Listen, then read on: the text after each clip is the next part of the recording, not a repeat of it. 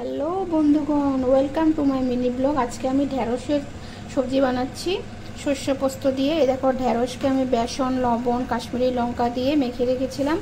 এখানে শস্য পোস্ত আর কাজু বাটা একসাথে দিয়েছে মা, আর তোমার মরিচ, কাঁচা লঙ্কা আর কি, যে যেরকম ঝাল খায় এরকম দেবে। এখানে টমেটো কুচি, আর এখানে তোমার সোমবারের জন্য তোমার কালো জিরে, এখানে হলদি, লবণ, আর তোমার এখানে মরিচের গুঁড়ো। আচ্ছা, এখন আমি ঢেঁড়সটাকে ভাজবো। দেখো,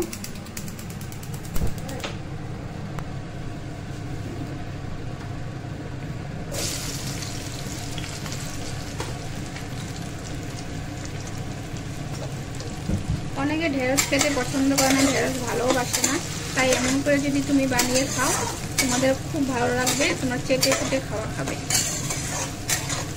এক ঢেঁড়সের তরকারি দিয়ে, সবজি দিয়ে তোমাদের এক থাল ভাত খেয়ে উঠতে পারবে।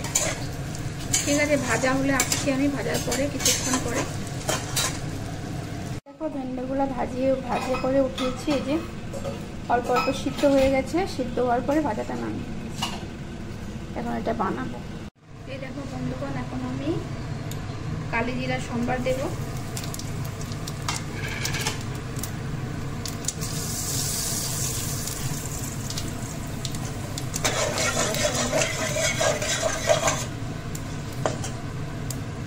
এটার মধ্যে আমি দেব মরিচের গুঁড়ো কালারের জন্য,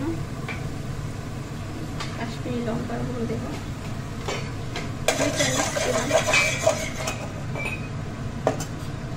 তারপরে দেব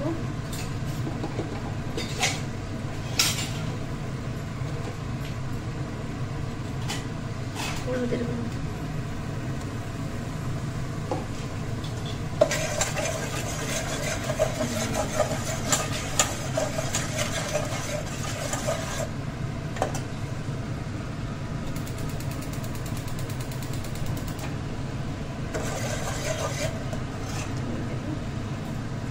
এখন টমেটো যে কেটে রেখেছিলাম, এই টমেটোটা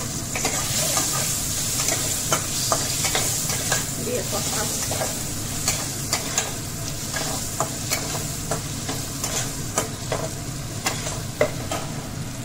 এই দেখো, টমেটোটা কষে আসছে। এখন আমি শস্য পোস্ত আর কাজু বাটাটা একসাথে দিয়ে দিব।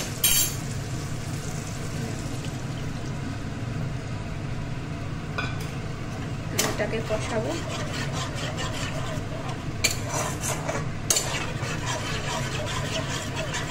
এটা কষানো হলে আমি ঢেঁড়সগুলো দিয়ে দেবো। অনেকে ঢেঁড়স বলে, অনেকে ভেন্ডি বলে, যে যেমন বলে আর।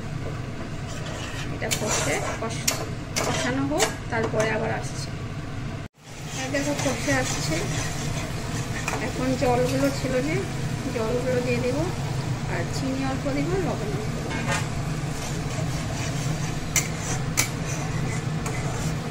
চিনি আর লবণ দিয়ে অল্প কষাবো।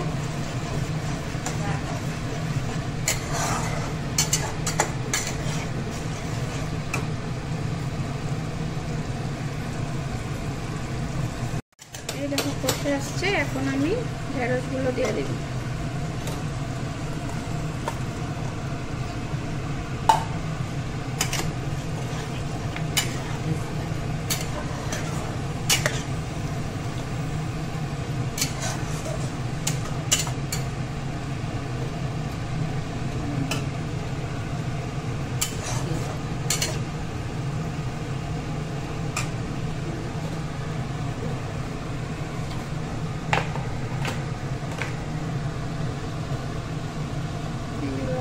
দিলাম।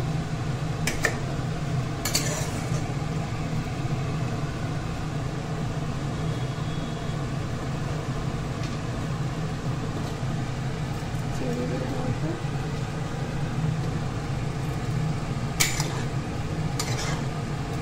এখন এটা মজে আসলে নামানোর আগে ধনেপাতা আর ঘি দিয়ে নামিয়ে দিলাম।